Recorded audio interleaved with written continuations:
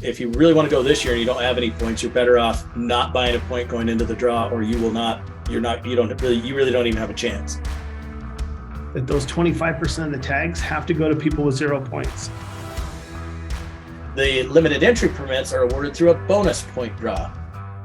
Welcome to the Built to Hunt podcast, brought to you by the team of hunt advisors at the Huntin Fool magazine, where we are dedicated to helping our members go on more hunts with better information. Join Huntin Fool today at huntinfool.com. The following is a recorded webinar as part of the onX Elite Membership Masterclass. You can also watch the video of this masterclass on the YouTube link in the show notes. But give this audio a listen if you have any questions about the upcoming Montana elk and deer application deadline. The deadline to apply is April 1st. Thanks for joining us tonight, everybody. We're excited to talk about Montana deer and elk applications. My name's Jack. I work here at onX. I'm joined with some of the gentlemen from the Huntin Fool. I'll let them introduce themselves. Co-host who's joining me here in Missoula, we have Robert.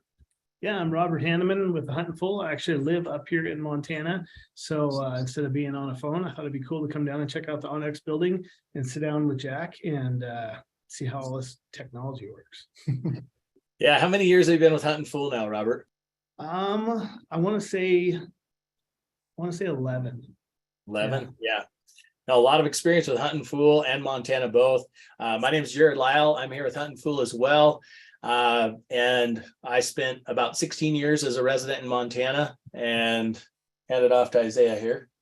I'm Isaiah Joner. I've been here at Huntin Fool for 6 years, relocated from Montana as well. So that's where my roots come from. I get a Montana native license every year. So Montana is usually on my list to hunt.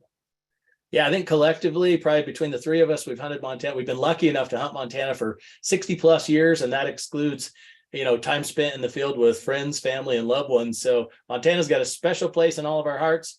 Robert's still living there, like living the dream. Isaiah and I are down here chugging away for tags in southern Utah, but we really appreciate you guys giving us your time tonight. Our goal is to always get people out on more hunts with better information.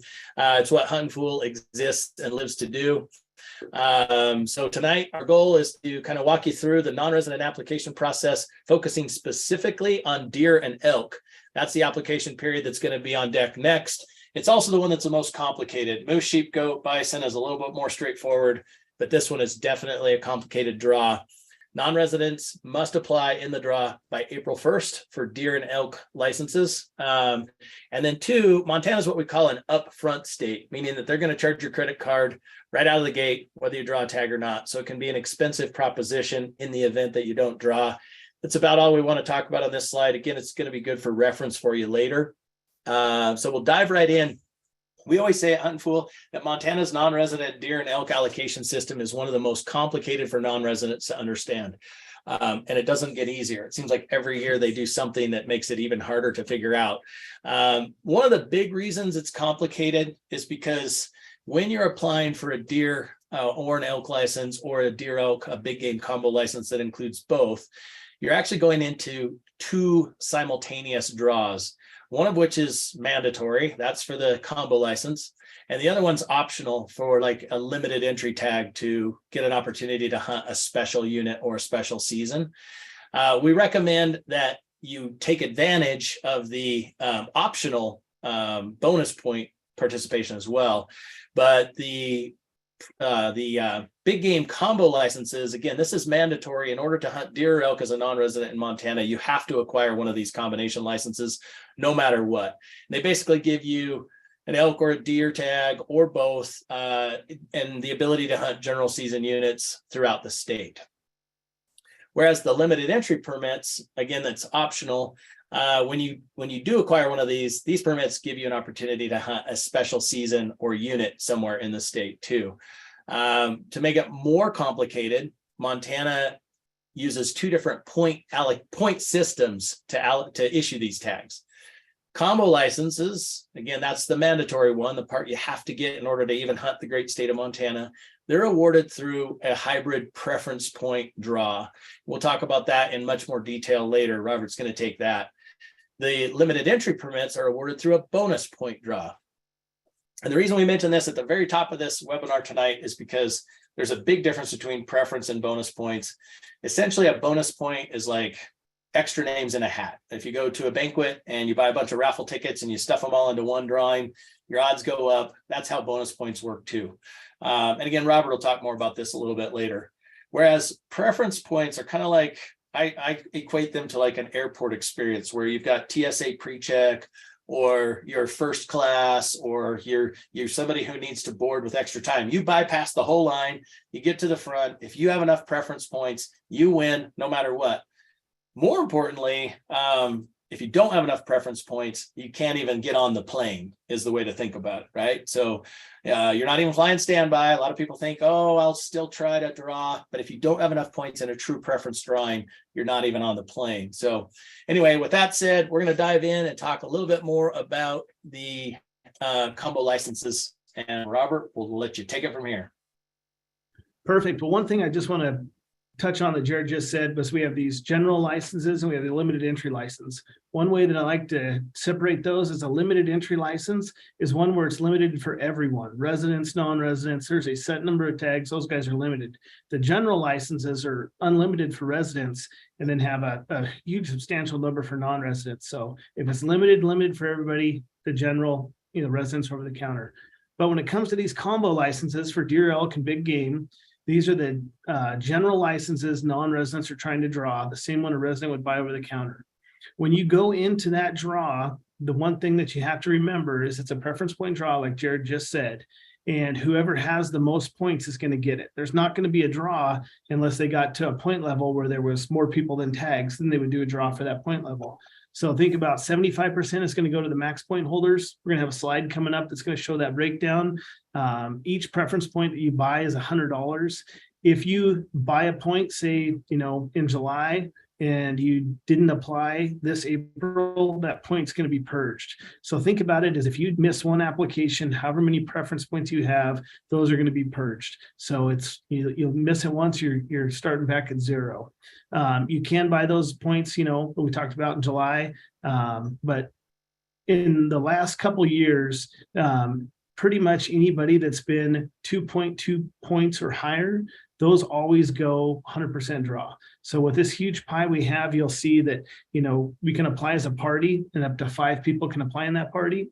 It's not like another state where if, me and Jack apply and I have 2 and he has 3, we're going to, average out. That's not how they do it. They go down to the decimal point. So we would go in at, say, 2.5 and then we go in the draw. So that's where you're going to see a guy with 2.5 might draw over a guy with 2.2. So party applications can be up to 5. If you've got a lot of points, you can help boost someone else. It's kind of like a point sharing thing. Again, they're not going to round up or down. So 75% go to the max bonus points. Well, there's 25% left. Where do those go? If you thought about a state like Wyoming, you're like, man, everybody that's unsuccessful in the 75% draw, they're going to go in the 25%. That's not true in Montana. Montana passed a law years ago that those 25% of the tags have to go to people with 0 points. So if me and Jack have 1 point, we're not even going to be in that draw for the 25% random. So that's one thing to think about is if you don't have a point, maybe don't buy a point. So you at least go for the random tag if you want to hunt this year. But we'll go into a slide here in a little bit. We can kind of break this down just a little bit more. But 75% go to people with the most points. And they start from 3 and work their way down till they run out of tags. Then the other 25% only go to people with 0 points. One other thing to note too with Montana preference points, when you purchase that, it goes into the draw with you, where a bonus point, you accumulate that after the draw. So keep that in mind that Montana's a unique system when taking that into account.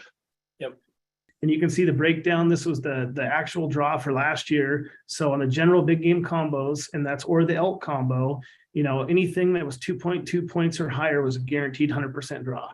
People with 2 points had a 98% draw. We go to these 1,200 or almost 12,188 people that had 1 point, they had a 0% draw.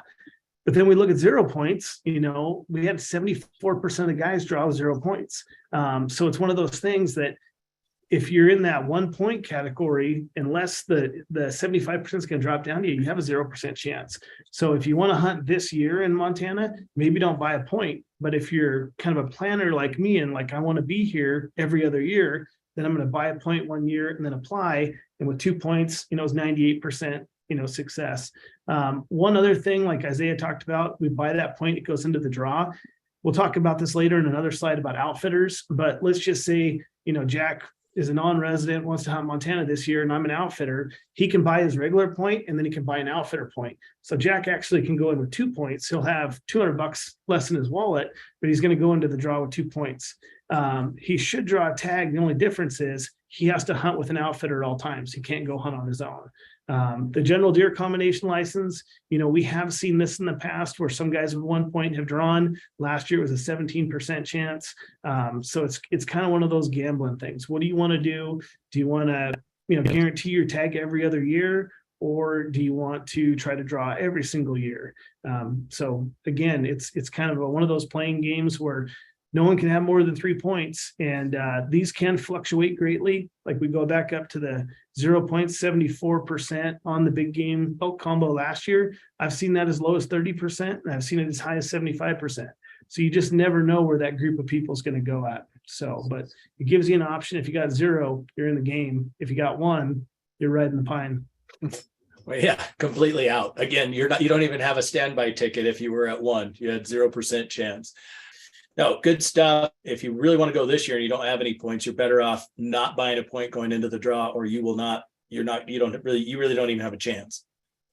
Okay, I think this is you and I. All right, so let's say that you don't draw your combo license. All is not lost. Montana does have an alternate list that you can basically subscribe to or apply for. And you have to enroll for that alternate list on their website by June 30th. Generally speaking, around mid-July, they sort that list.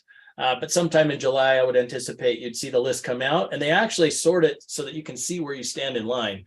A couple of years ago, I actually was high enough in line that I could have acquired a tag. I ended up drawing other tags and didn't do it, but it gives you a good idea of, hey, I think I got a pretty good chance of Montana calling me. And we'll talk about that as we get down into the return tags that Isaiah is going to talk about. That's usually how these things happen, is a tag gets returned, right?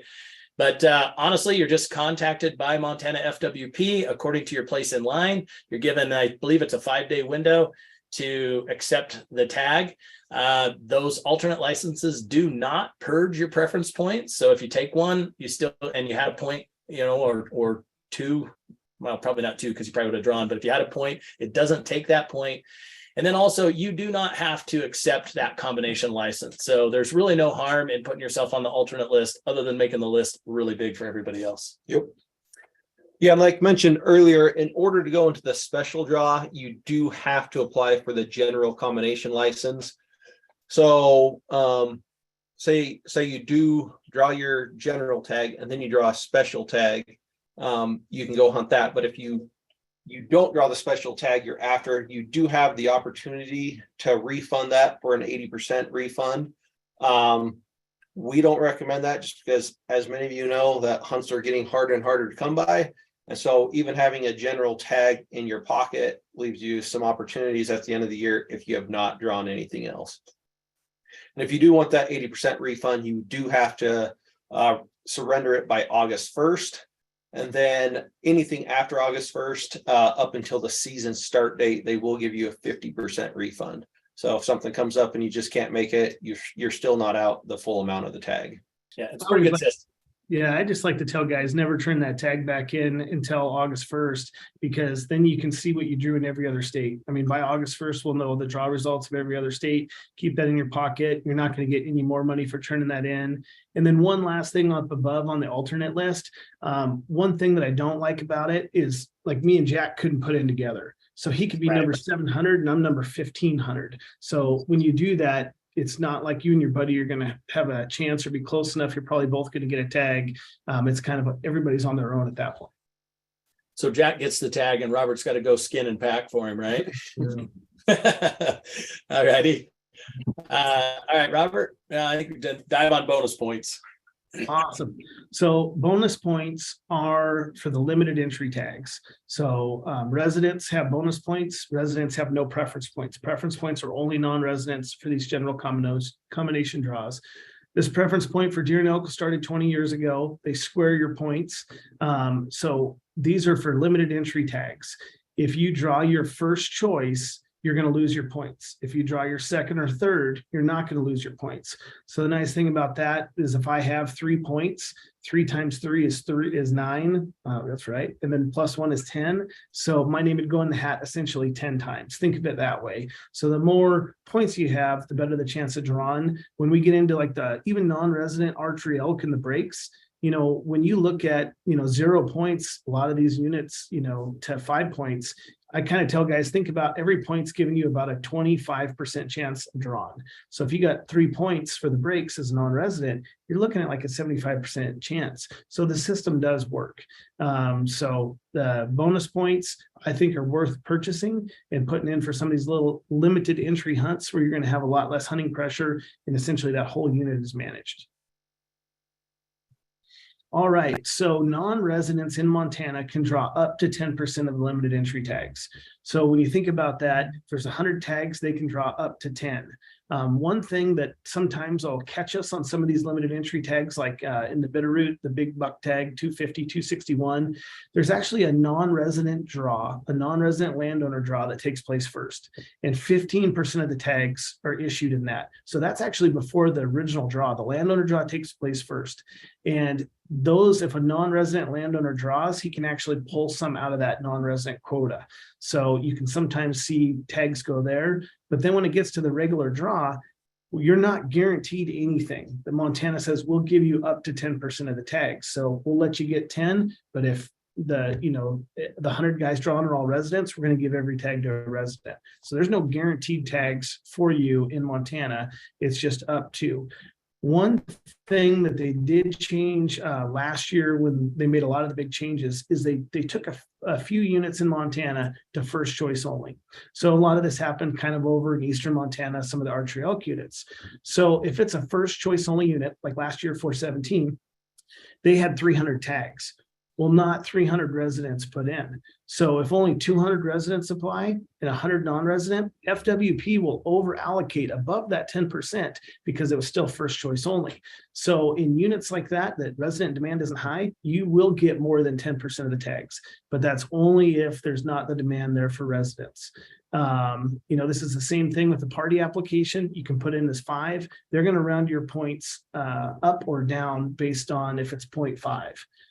So this is a thing where you could build points for your wife, girlfriend, whoever, and you can, point boost a little bit. With the bonus point only period, you can buy those July 1st through September 30th. It's a little different. Like the preference points, you can buy clear through December. These ones are going to shut down on September 30th. So I recommend guys July 1st, just get it done. Then you don't have to think about it. But it's kind of like a Nevada system. Actually, Montana mirrored it. So if you're familiar with the Nevada bonus point system for the squared and everything else, that's exactly what Montana took. Yep, absolutely.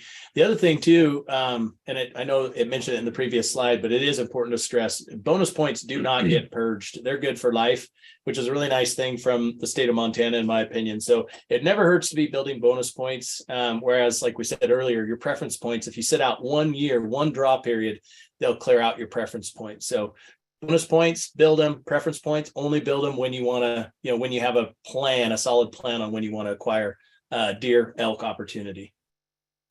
Yeah, and I will mention too, with some of those changes to the primarily archery tag last year, there were some that went under allocated to residents and non-residents, so they were surplus tags, and so anyone could pick those up, after the draw, as long as non-residents had a general big game license to start with. So one quick thing I just want to touch on that is like, why are these going undersubscribed? Well, again, last year there was a new law passed, and like if I was to pick up one of these tags like 417 archery, I can only hunt elk there. I can't go hunt elk anywhere else when my tag is valid. So if I picked up, say a Bull Mountains tag that has the archery season, the muzzleloader season, and the rifle season, I can't hunt elk anywhere in Montana except right there. So when these changes took place last year, a lot of residents and even non-residents didn't want to be stuck in just that one unit, so they chose not to. I don't know if we'll see that as much going forward. The first year, everybody's kind of worried and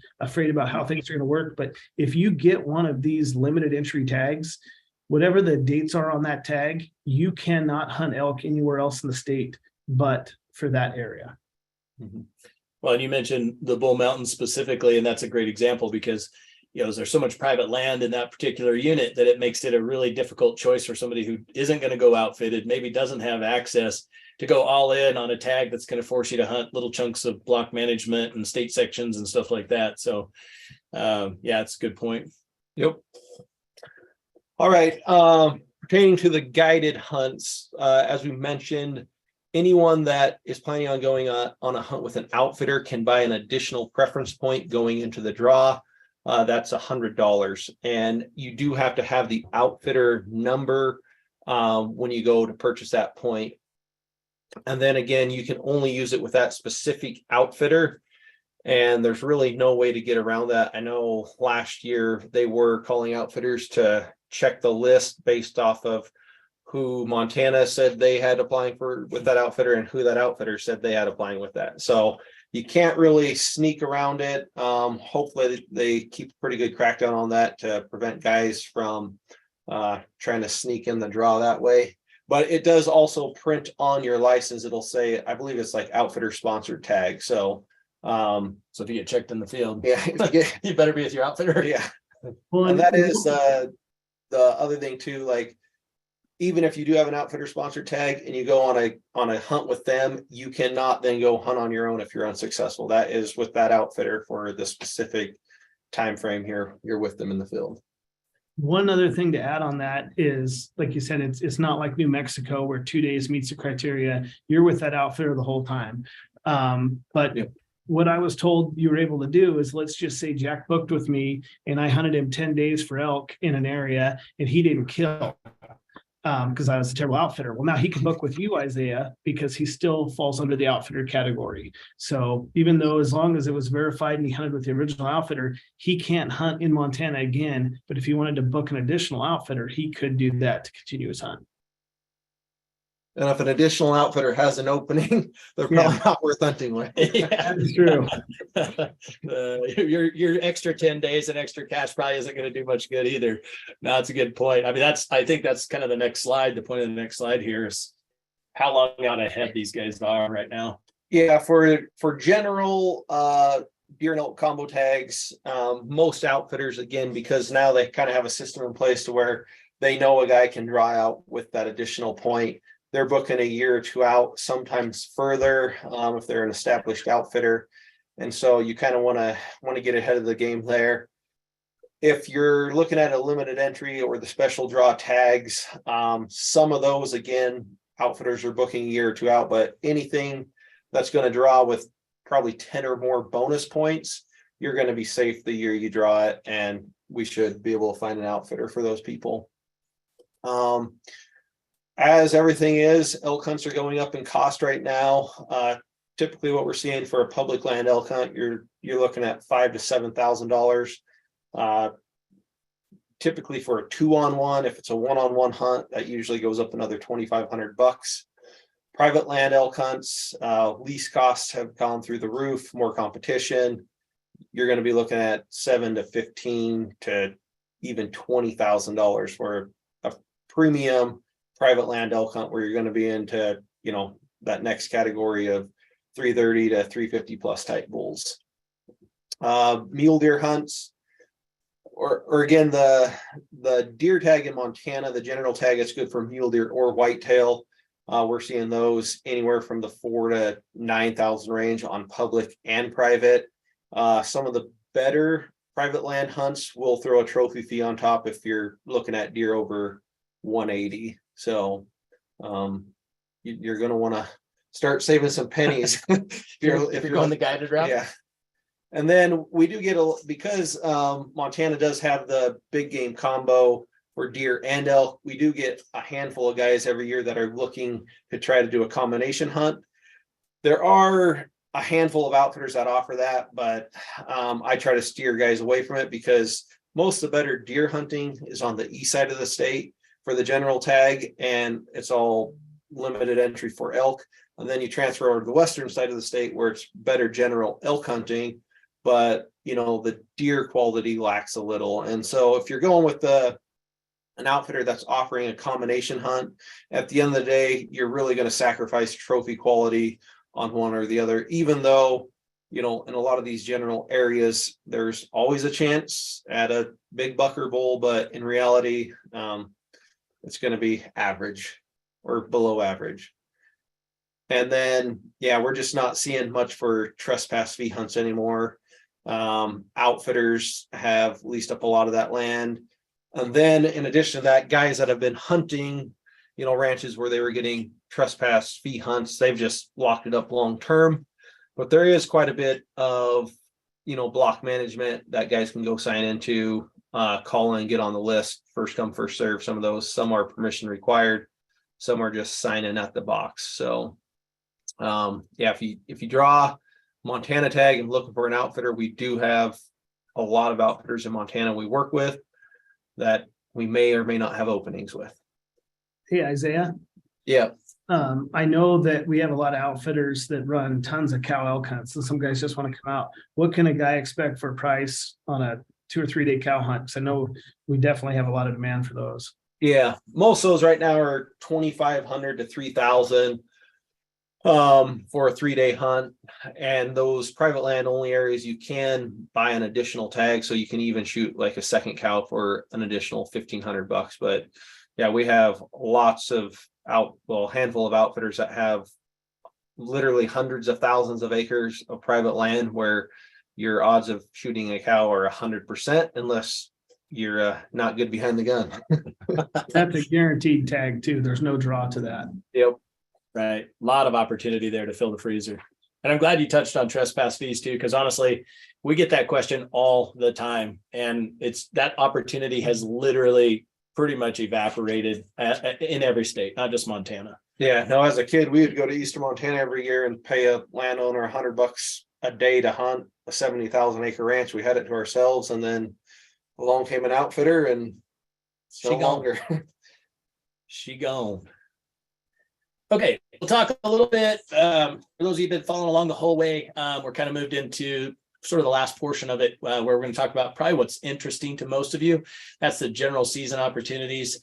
I'll start with general season elk. There was a higher than average harvest in 2022 due to weather conditions. Again, Montana's a general season state. It gives a lot of opportunity, 5 weeks of rifle. So usually the year or two following that, you'll see lower numbers of, legal bulls. Makes it a little bit harder. Having said that, as we always say, there's still a lot of opportunity in the state of Montana. You can hunt on your general season tag between archery and rifle. You can hunt probably close to 60% of the landmass. You can get your bum kicked in the worst wildernesses in the world, with like up in the Bob Marshall with the highest grizzly bear densities in the lower 48, and like as remote as you can get, all the way down to, basically, I don't ever endorse the term road hunting, but I've spotted a few elk from the road. I've even spotted a few from the freeway that I've hunted. So elk are doing very well in the state of Montana. For the most part, they're at or above population objectives. The only word of caution that we always say is, you do want to confirm what's legal in your area. There's areas where you can kill a spike only in like a limited entry area that is managed really heavily for quality bulls, and you can sneak in there and get a spike and fill the freezer. There's also a lot of areas where you have to have a legal brow tine on the bull.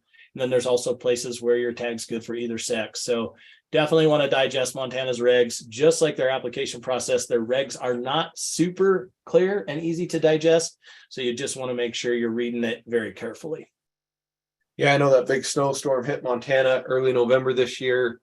I was driving through the Madison Valley and I probably saw 5,000 elk from the road, so it pushed them out of the high country there, and everyone was feeling an elk tag. There's a lot of blood trails when it does that. Okay, Robert, you want to go deer? Yeah, so general season deer. This is a great opportunity to have a fun hunt. And, I always tell people, hey, there's no better place to bring kids, new hunters, anybody to Montana, because you get to hunt deer with a rifle through the Sunday after Thanksgiving. So you're hunting every phase of the rut. Montana mainly manages for opportunity. There are some big deer, a few little areas, and, some always just make it to that magical 5, 6, 7 year age, and you get some big bucks. But just like mule deer across the West, they're not doing great in Montana. Last year, Montana's had the lowest mule deer count they've had since 2014.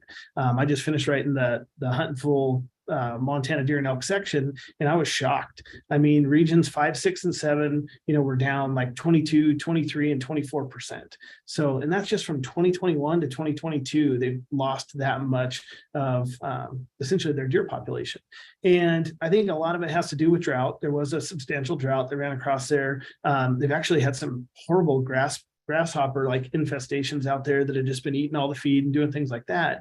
But Montana FWP loves to make money, and they're still pretty much selling unlimited doe tags. And I don't blame an out-of-stater when he drives up here and for less than $100 he can, shoot a mule deer doe and take some extra meat home. But at some point we got to start managing the deer, and FWP is not doing that. General tags, they'll let people shoot does on them. I understand kids, and then unlimited essentially doe tags for a lot of these units. As a resident, I think if I travel the state, I could kill like 9 does if I wanted to. It's either 7 or 9. Personally, my family, we've hunted Eastern Montana every year. I've been here 23 years now, and we always take a bunch of really nice bucks. You've seen some of the pictures. Isaiah's buck right there, that's a kind of buck that we typically go to hunt. This year we killed 1 mule deer. Last year we didn't kill any. And most of the guys that I talk to through the Huntin full, through networking, everything else, they're just seeing less numbers. And it's even when they drive on private ranches and you're used to seeing 400 or 500 deer in an alfalfa field, and there's 100, that tells you there's something going on. Blue tongue kind of ran through some of the whitetail. It's real spotty. Whitetail numbers are doing good overall, and there's some great bucks to be found, but mule deer numbers are just down, and there's still some good bucks out there. But guys have really struggled the last couple of years to find bigger bucks, and I thought it was bouncing back after that big winter kill of 11, 12 or 10, 11, but it did until we just started slaughtering does. So my 2 cents. It's still good, it's still fun, but the numbers are down. You're going to see less deer, but they're rutting, they're having fun. And like I said, maybe look outside the normal typical Missouri River breaks, Custer National Forest, 𝗙cie Highline. Start looking for some areas that are kind of maybe bordering big private ranches. Use your onX. Where's the big private ranch that the outfitters are hunting and managing? Oh wow, there's 2 little BLM sections that touch that. That's where you should be hunting. I would focus on some of those really small, intricate pieces that you can find through onX, to maybe find some better age class deer. But like I said, the winter right now has been great. I think we got a good moisture. Hopefully things rebound. Hopefully, knock on wood, we don't get any winter kill. But like I said, mule deer can always bounce back super fast. Eastern Montana is phenomenal habitat, but don't go there expecting to see what you seen 3 or 4 years ago if that was the last time you hunted there. Yeah, and anytime they hear the CWD or get one of it, they like to go in there and mow down the entire deer herd for that too. So, and no good deed goes unpunished. In Montana, youth can shoot deer at 10, and then when they turn 12, essentially they can start hunting elk and other big game. So there's some cool youth opportunities in Montana. So let's just pick on Jack again. Jack's got a kid he just found out about. He's 12. And, Jack's a non-resident. If Jack puts in and draws one of these combination licenses, like we talked about, the big game combo, the elk combo, or the deer combo, he could buy his kid a tag as well. And it's about roughly half price. I think if you go back to the original slide, you'll see what the prices are. But he could buy him a deer combo, elk combo, or a big game combo. And if Jack found out he had 5 kids and they all fell in that 10 to 17 range, he could buy them all tags. So Montana is really good to the youth. They're going to let them come here. If grandma and grandpa want to bring grandkids, Montana is going to allow allow that. So great opportunities for kids to hunt. One other thing, just to kind of talk about real quick on those combination licenses. Why do they call it deer combo, elk combo, or big game combo? Well, call it combo because it comes with everything. So Jack buys a combo license. He's got a fishing license. He's got his bird stamps. He's got everything he needs to come to Montana. So if he does come here, bring a fishing pole, bring a shotgun, shoot some birds, but that combo covers everything that you're going to need, minus like I believe your archery stamp would be additional. So youth opportunities, love them. B tags. Don't shoot mule deer does. I mean, you can cut that if you want, but don't shoot mule deer does. But whitetail does. Tons of whitetail does running around. Shoot all them. Who cares? It's whitetail. Cow elk. Honestly, Montana has a ton of elk right now. I mean, and depending on where you're hunting, you might be like, there's no elk left up, Trout Creek, Thompson Falls area. Well, maybe there's not, but there's elk in other places. So if you want to get these B tags, what I recommend is, say you're a non-resident hunter, you're listening to this, and we talked you into putting in for a tag. Well, man, I put in 0 points and I drew my big game combo. Well, where are you going to hunt? Man, I think, I don't know. I'm going to hunt eastern Montana for mule deer. Well, heck, if you're going to be out there, the the cow elk draw and the antelope draw aren't due till June 1st. So we got to apply for these big game combos by April 1st, but we don't have to apply for our doe tags and antelope tags till June 1st. Well, now you're coming to Montana. Well, it's like, why not upgrade? And I'm going to hunt deer in this area. There's some elk. Maybe I'll try to draw a cow tag. They're relatively inexpensive. And then heck, while I'm at it, I'm going to put in for an antelope tag, because all these seasons will kind of overlap. So if you come to Montana, maybe you can shoot all those and quit shooting mule deer does. Great, antelope, I think it's awesome. B tags, great. Youth opportunity, awesome. 2 years ago, we got our muzzleloader season. And, I used to consider myself a pretty good muzzleloader hunter. I had one where I could hunt, Arizona, New Mexico, Utah. And then I had one where I could hunt Colorado and Nevada. And then I had this really primitive one that I just used in Washington and Oregon. And, I was like, I got it made. Well, then Montana comes out and they're like, hold my beer, because you got to have one with a wheel cock on the side. That's the only thing that really makes it legal. So it's like all these other, non-inline, 11 cap. Montana's like, it's got to have the cock on the side. That's literally what makes it legal in Montana. So even though I owned 3 muzzleloaders, I had to go buy another one. So the cool thing about this is it's a December season. Those bulls usually get pushed out. The mule deer may be doing a second cycle rut. You can go out there and you can hunt, deer, or you can hunt elk. And again, this gives you an additional 9 days. If you didn't kill anything in the first, essentially 3 months of trying, you get 9 more days in December. So come back out, bring your snowshoes. And like I said, it's just a cool opportunity. At first I was like, man, I don't know how many people are going to be successful. Dylan, who works here at onX, his dad shot a big old whitetail.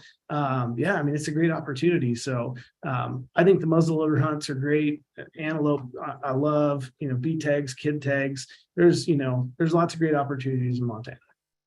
Yeah, in spite of the frustrating part of applying for the deer and elk tags that we've already covered, the opportunities are so vast in Montana. Again, it's always going to have a special place in my heart and all of our hearts. We try to hunt there every year you get a chance. With that said, it is still, like, for the most part, if you draw a general season tag, it's important. We get this question all the time. I'm going to find a secret spot. Well, anymore, and part of this is thanks to onX. This is a compliment and a concern. But no, at the end of the day, there are very few secrets out there other than hard work, discipline, and honestly doing that next level e-scouting as it relates to understanding the nuances of private land, navigating into special spots, being able to study the 3D impact that onX has had is unbelievably good these days. So honestly, it's important to remember you're going to be in a crowd. There's not going to be any special spots, but opportunities still exist. And I honestly believe that any year that I have a tag, I can go fill it. If you work hard, and it's not a secret. I don't have a secret spot. It's just going to be hard work and research. So no, and you can. I mean, I've hunted a lot of areas where you will deal with hunter crowding, but I just try to use those other hunters to my advantage.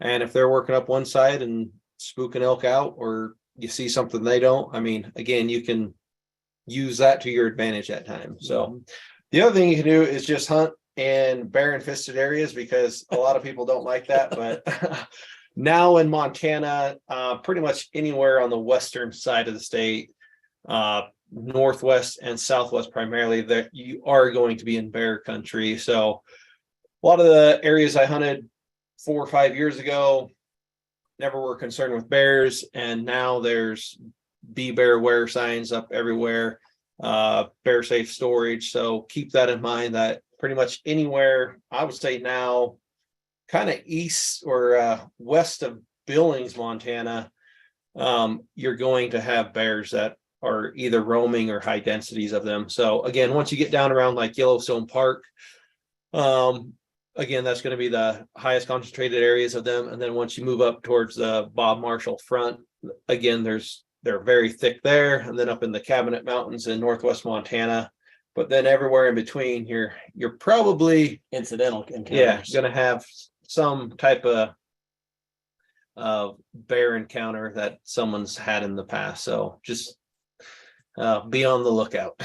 Yeah, and we wouldn't say that to discourage anybody from hunting those areas. We literally grew up, and those are kind of our backyard areas, and we still hunt them and whatnot. But you just, again, be bear aware, and it does have an impact. Like there are a lot of hunters that won't go hunt those areas, so there are some arguments for that being hunter crowd reduction control. So Might even be limb reduction if you're not careful. digits. Okay, we're getting close to wrapping up here. I want some time. I'm sure there's going to be a bunch of Q&A on today's webinar. So we'll just go real quickly through season dates and weapons. The deer elk archery season this year is September 2 to October 15. There's always a 6-week archery season in Montana. It varies as the calendar varies, but this year that's what you're looking at. Yeah, it's the earliest it'll ever be this year, and then it'll bounce back. Yep, it'll start working its way back day at a time. First Saturday in September. And then deer elk general firearm 5-week season. There are some exceptions to that. Some of the general deer units do close on November 12th. Again, always pay attention. Montana has row by row under each unit, under each hunting district. There's so many potential exceptions to it and or additions. So be very careful the unit you're hunting to study all of those rows.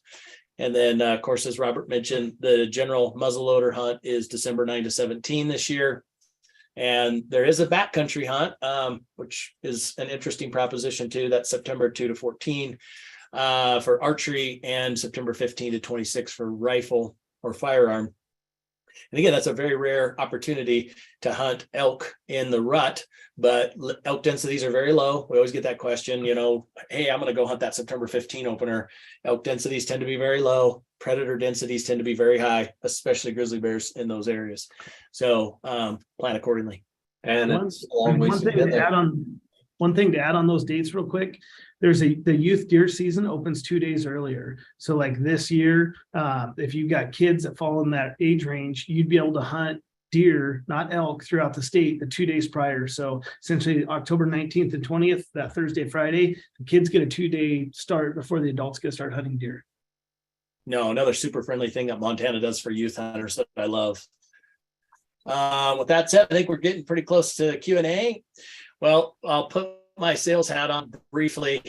First of all, your onX Elite membership already qualifies you for our digital membership, for a full complimentary digital membership to Huntin Fool. If you're not taking advantage of that, we highly recommend that you do. You have access to 1,500 pages of content that our teammates like Robert himself has written. It's like kind of the same thing in longer format and more detail.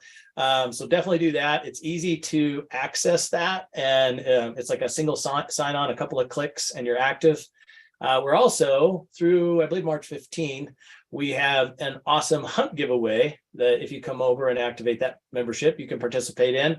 It's a guided hunt for 2 for mule deer in Montana, right? Private land, amazing outfitter, great hunt opportunity. It's free. If you're already an onX Elite member, come over, join that, sign up for that, or you're missing out. If you want to upgrade at all, onX members also have discounted upgrade options as well, all the way up to where you can pick up the phone and call Robert and ask him questions specifically, right, Robert? That is correct. Planning on hunting zone 270. I see it listed as zone 270 above Rye Creek. curious if I actually need to buy preference points or just apply for the tags. So does it say if it's deer or elk? It doesn't, but I'm guessing elk. it's elk. Okay, so 270 is one of the units that's still unlimited. So if you put in for that, you're gonna draw it. So there's no reason to buy bonus points at this time. One cool thing, and I should have mentioned this before, is let's just say that, you know, I've got 12 bonus points and I decide I want to hunt unit 270. When I go to apply, there's a box that's going to ask me, do you want to check this box? Do you want to participate in the bonus point system? If I check no, it's going to not use my points, put me in with no points. And if I draw, I still have my 12 points. So if you had points at this time and you're putting in for the general deer tag in unit 270, check the box that says, I don't want to use my points, or you'll lose and you have. It is an unlimited tag.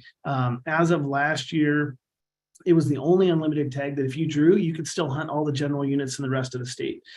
Every other unit that you drew, you could only hunt there. But this one, it was just something that kind of got pushed through in the commission meeting. That may change in the future. And honestly, unit 270, the only reason it's a draw is not because it's a great unit. It's because the biologist had a 3-year average of, you know, their flights, the bull to cow ratio was so low that, you know, there's essentially a point put in all these units. If that happens, that it goes to a draw. And it's a draw until they can get that herd built back up to where it needs to be. And then it'll probably go back to general. So I wouldn't be surprised if in couple of years that's back to a general tag. Yep. Agreed. Here's another one. Can I apply for a deer bonus point the same year I draw the general deer tag? Yeah, because they're different, you know. So essentially what you want to do is if you put in the draw, and you could also put in for the limited entry deer, if you draw the general and don't draw your limited entry, you're going to get a point if you check that box. You want to participate in the bonus point system.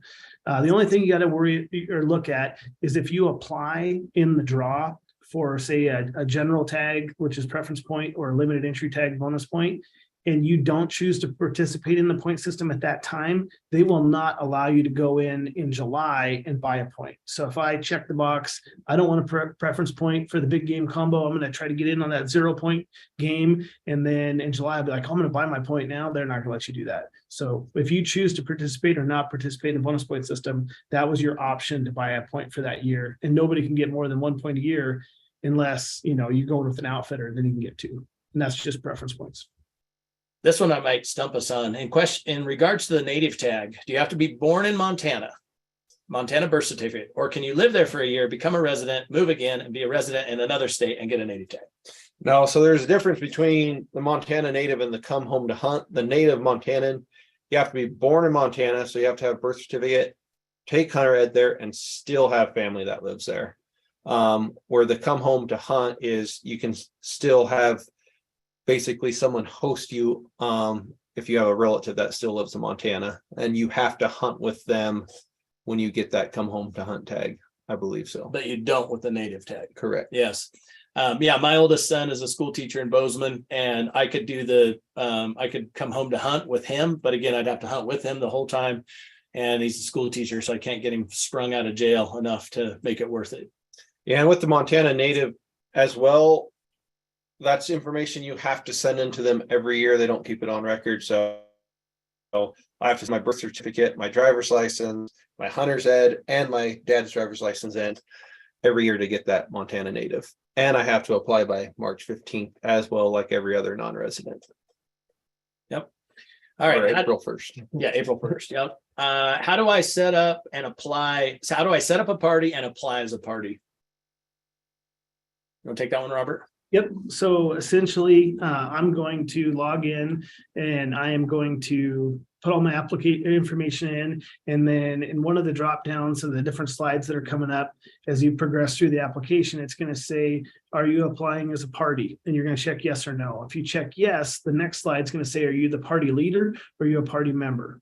And then it's going to, if I'm the party leader, I'm going to, you know, put I'm the party leader. And then it's going to give me like 4 drop down areas, because you're going to have 5 people on the application, and say, who's your party member? And I'd put Amy Hanneman, Coulter Hanneman, Connor Hanneman, and Caleb Hanneman. And then at the end, it's going to give me a code, and it'll be my last name. So it'll say Hanneman and then 26543, maybe a 9er in there. And then after that, you know, we're going to go to apply and they're going to go through the same exact steps. But when it gets to, are you in a party? They're going to say yes. And then they're going to say, is it a party member or leader? They're going to hit member and it's going to say enter that code. And then they're going to enter Hanneman 269er. And then it's going to show everybody in the party. And then they're just going to check out. So it's pretty simple to do. Up to 5 people can do it. But if one guy goes in and does party leader and the other guy does party leader, you're done, because Montana's not really fixing anything anymore. So make sure before you start, you're sitting around the table, who's going to be the party leader, let that person apply first, and then get that code to everybody else. And then they can attach and they can all pay off their own credit card. It's not like some of these states where you have to pay together. It's like I could pay, Isaiah could pay, you could pay, and Jack could pay. So just one guy does it. He's the party leader. Yeah, it's very intuitive. I've done it quite a bit with my kids and stuff, and it's very easy to do. And one thing to complicate that just a little, you can apply as a party for a general and still enter the special and not apply as a party. So you can mix them. But so if Robert, like this year, because I was For the Montana combination native, licenses, you could be a party, but for the limited entry, Correct. you could be independent. yeah, there's party apps for both of them, but you don't have to, if you're doing the party for one, you don't have to necessarily do it for the other. So and to complicate it one step further, you can not do the general license as a party, but you could do the special as a party. And then if 2 of you didn't draw in the general license, they would just take you off the app and me and Jack would still go in for special. Complicated one. That's why we're spending an hour on Montana and touching the tip of the iceberg. Good question here. I'm going to answer this because I'm not going to have to answer it. It says, can you cover the top 5 limited elk units with non-resident opportunities?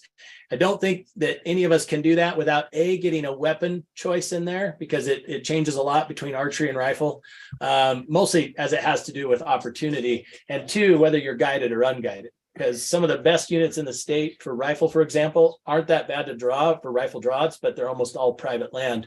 So we would need more data around that. And when you're digging around trying to find that information, be sure you cover your weapon choice and whether you're outfitted or not. But just a quick and easy way to answer that, look at the units that are more limited entry, you know, and Montana doesn't do anything with harvest success really. So just like if you're looking for public land areas, the breaks are going to be your best. Like Jared was talking about, some of the stuff down the Bull Mountains or, you know, the Southeast where there's so much private land, that's going to be tougher. But if you're a DIY hunter, I would stick to the north and south side of the Missouri River breaks. That's a ton of enough public land where you can have a good hunt, and there's still, you know, big mature herd bulls in those areas. If you got deep pockets and you want to hunt some private land, you know, there's other units around there, but that break units where I'm going to send most limited entry hunters that are DIY, that, you know, there's going to be enough public land to have a great hunt. I mean, most of those pictures that we showed, you know, here today come from those areas. Yeah, no, that's true. Here's a good one. Could I draw 411-21 archery elk as a non-resident as my second choice, since there were surplus tags left over last year? I'm guessing the leftovers came out of the resident pool. I would like to draw it without losing my 4 elk points, as it took 0 last year for that tag. Yeah, so with that, I mean, it went undersubscribed for residents and non-residents. And that's why there was, like we said, Isaiah touched on earlier, there were surplus tags. I could have went and bought one of those, you know, and then I would have just been locked into that area. That might not happen this year. Everything changes every year. If you learned anything about applying in the West, everything changes. So just because last year was the first year and people are afraid, they're like, I don't know if I want to hunt there. I don't know what the odds are going to be. Everyone kind of is scared the first year. This year, I think guys will be more aggressive. If you want to try to draw it, and you don't want to burn your 4 points, when you don't want to participate in the bonus point system, check no, save your 4 points, you know, and then just go in with 0. And if you don't draw it, maybe next time I might use your points. I was nervous last year. I burnt my 10 elk points on the Bull Mountains archery, and there was 1,000 surplus tags. So yeah, if you got a good opportunity, send it. Well, his bull was on one of these slides, a great bull. It was worth 10 points, right? 10 points for sure. Yeah, points don't turn into memories if they stay in your bank the whole time. One good question that I keep seeing iterations of it here in the live chat or in the chat is B tags, elk specifically. There's questions that are roaming around about when the draw and how the draw works for them, and then also just acquisition in general. Robert, can you weigh in on that a little bit? Because you don't have to get all your B tags through the draw. Like, what are the options there? Yeah, so again, June 1st is going to be the deadline to apply for your B tags. And then you can go through the regs. The regs just came out today. They're online. You can find them right now. And you can go down and look through what the B tags are. The B tag is a separate tag from your general tag. So you could actually shoot 2 elk in Montana if you drew both of them. The areas that are limited entry that we're trying to encourage guys to draw are usually those breaks units, areas in eastern Montana, high elk densities. Those are the ones that, you're going to be able to get these tags. And then again, pretty high success to hunt the breaks on a cow hunt. Again, these are limited. So the biologists do their research and they decide, hey, we need to, take X amount of cows out of the population. So they're going to give those tags. When we get into areas that are completely white on your onX and are all private, the FWP can't do anything to manage there. So they're just like, hey, we're going to just let you guys decide how many you wanted. And when you talk about the Snowies, or you talk about the Bull Mountains, or you talk about some of these other areas that are like almost completely private land or inaccessible private land, unless you have a helicopter, the only way to manage that population is to kind of allow the landowners to do that. So like what Isaiah was talking about earlier, we have outfitters where, Jack could come up and he could buy 2 tags and he can go shoot 2 elk. And those tags are over the counter. Again, going through those regs, you'll see some of them will say over the counter, need to be purchased by a certain date. Some of them can be purchased at any time. And then others are going to be a limited entry draw. On those B tags that are draw, they do have bonus points as well. So your points build up and you can square. And, I drew a cow tag this year on the Clearwater game range. Just something I've always wanted to hunt. Actually used to be able to hunt deer. If you drew a cow tag, they took it away. I finally drew this year, but great opportunity to put some meat in the freezer. And again, it's cheaper. And I'm just going to throw a number out here and I'm probably way off, but is it $250? I think that's roughly what the cow price is to apply. 270. Okay. So yeah. So that's pretty inexpensive. So really inexpensive non-resident elk tag. Yep. And I think And those, go ahead. I was going to say, I believe in Montana, you can have 2 B tags. So you could potentially get 3 elk. Yeah. You might have to hop to different units. I don't know if you can have 2 B tags in the same unit or not. But I had 2 B tags last year that are both still in my pocket. They went unfilled, but Yeah, like over in the Bull and Snowies, you can use your general tag on a cow and then you can buy a 2 B tag. So you could shoot 3 cows potentially. And those private land only tags, they're unlimited. And those seasons typically run August 15th to February 15th. And so it's a long season, but you have to hunt on private land. Yeah, you shoot an elk on February 15th, you usually get a bonus elk instead. I don't think you can say that on a webinar.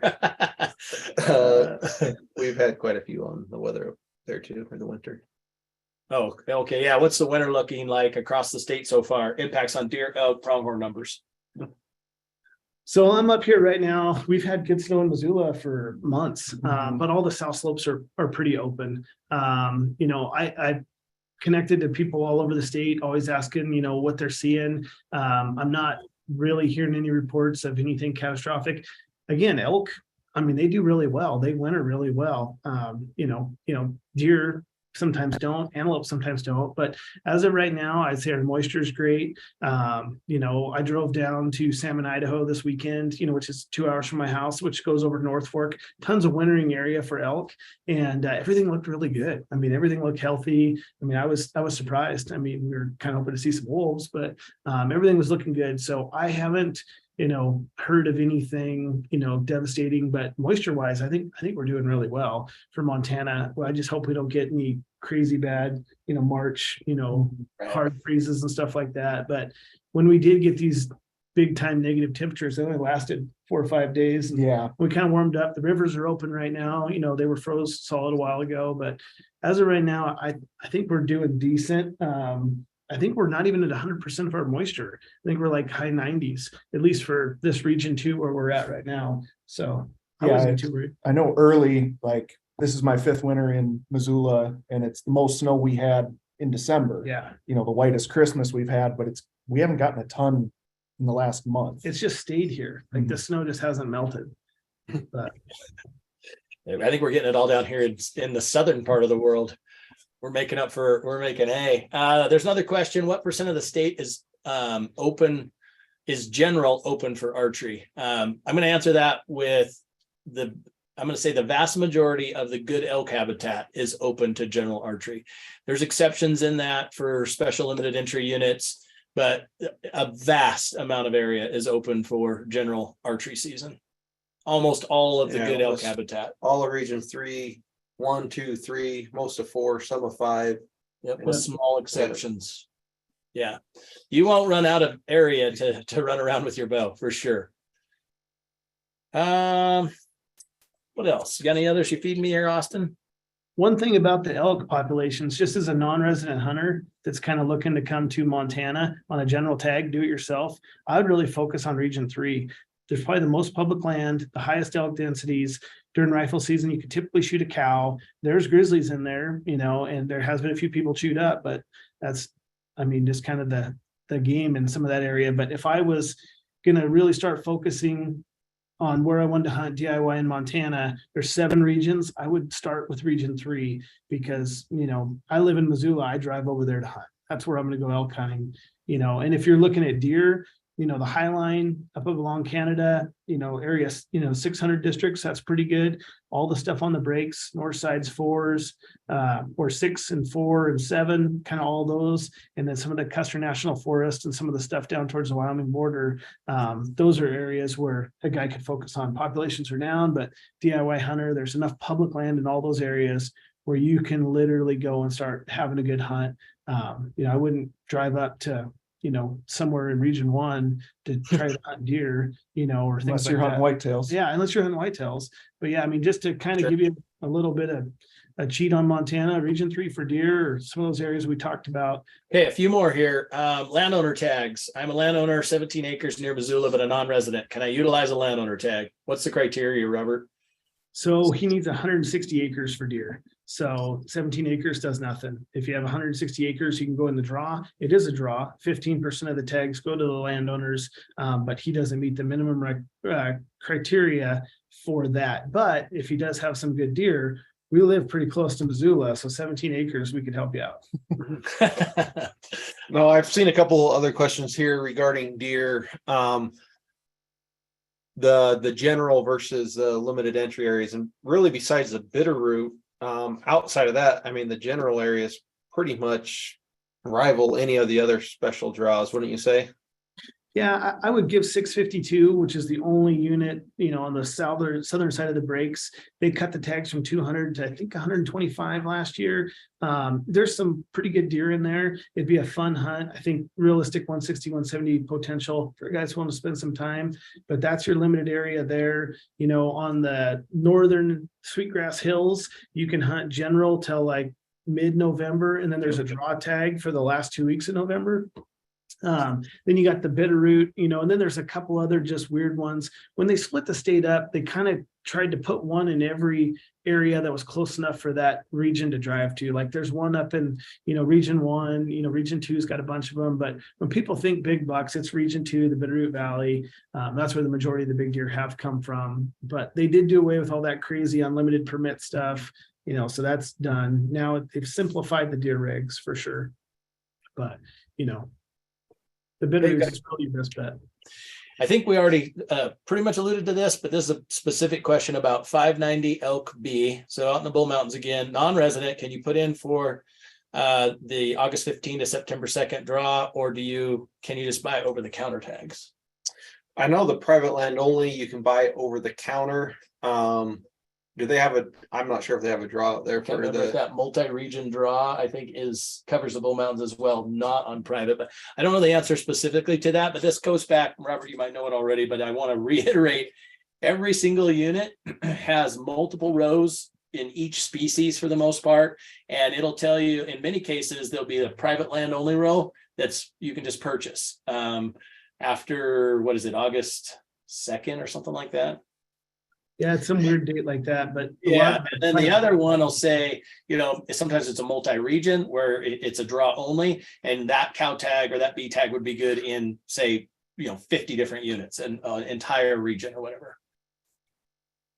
And Montana is super complicated, so really the regulations need to be your Bible if you're here. Like, I hate to say it, but I've been driving down the road with the kids and see a bull and like whipping out the regs and like, is it illegal to shoot? Because you just, you know, every single unit can be different. They're trying to make them more along the same lines, but even in eastern Montana, there's limited entry bull units where on a general tag you can shoot a cow. I mean, there's just all kinds of different stuff. So you really need to pay attention to the regs. Yeah, there was a guy in the Elkhorns this year. He saw general in the magazine or the regs and didn't see that it was for spike only. Went in there, shot a big bull, was hiking out. Some guy was like, "Man, how many points do you have?" He's like, "I just bought a tag." He ended up turning himself in good faith, but yeah, there's some gray areas there for sure. Yeah. Okay, I think we already answered this question, but we're going to be more specific. I was born in Montana, reside in Washington. I still have family in Montana. Is it required to have a resident relative with me while hunting? In this case, he'd qualify for the native license. So the answer, if you took hunter ed in Montana, you qualify for the native. If not, you would still have to do the come home to hunt.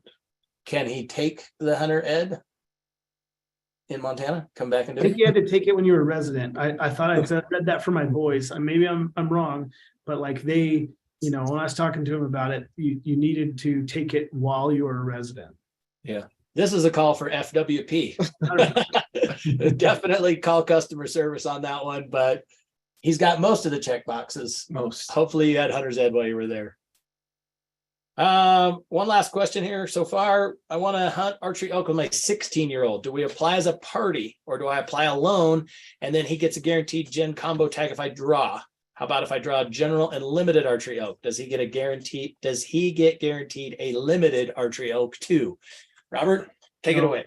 Yeah. So honestly, if you want your kid to apply and for a limited entry unit, you have to put him in the draw just like he was an adult. There's no way for a kid to be able to hunt a limited entry unit for the breaks or anything like that. So if you just want to hunt general, then you just apply and then get him his general tag and you hunt all the general units. But if you want to hunt a limited entry unit, he has to put in with you just like the regular draw.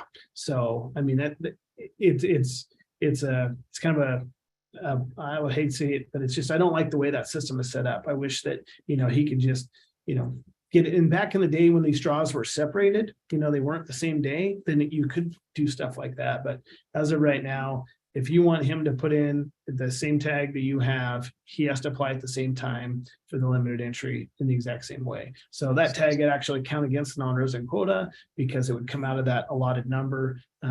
So that's just one of the things. If you want to hunt limited entry, you have to apply as a party. One last thing I forgot to say, and I just want to touch base on it. If you are coming to hunt Montana and you're hunting anywhere in Western Montana, buy a wolf tag. It's $50. I would hate for one of you guys to come out here or gals and be hunting elk and all of a sudden a wolf pop up at 40 yards. And you're like, I can't shoot that. I mean, it's $50. Literally happened to one of my buddies a couple of years ago. That's the worst feeling in the world. So if you're going to come to Montana and you're hunting, essentially in the timbered mountainous areas of Western Montana, I just beg you, have a wolf tag in your pocket, just because if that opportunity arises like your buddy, I mean, hunting a wolf or killing a wolf is one of the hardest things to do in North America. And how many guys do you talk to just like his buddy that had the opportunity? He's like, I didn't buy a tag. Like, you would have paid $5,000 probably to live right there. Yeah, we sell guided wolf hunts and they're a lot more expensive than a $50 tag. I can tell you that. Yeah. All right. Well, I think we're empty on Q&A. We're over time here by about 15 minutes. Again, keep in mind, the primary purpose of this was if you're going to apply for deer and elk in Montana this year as a non-resident, April 1st is your deadline. You've got to be turned in by that time. And you're going to go into 2 separate drawings simultaneously. One is mandatory. That's your combination licenses. The other one is your limited entry and it's optional, but do it. Don't make a mistake of not taking advantage of it since you're already going into the draw. So those are the big takeaways. We appreciate everybody's time and support immensely here tonight. Thanks onX for trusting us to be a partner here with you guys on these webinars, and everybody have an awesome evening. Thanks. Guys.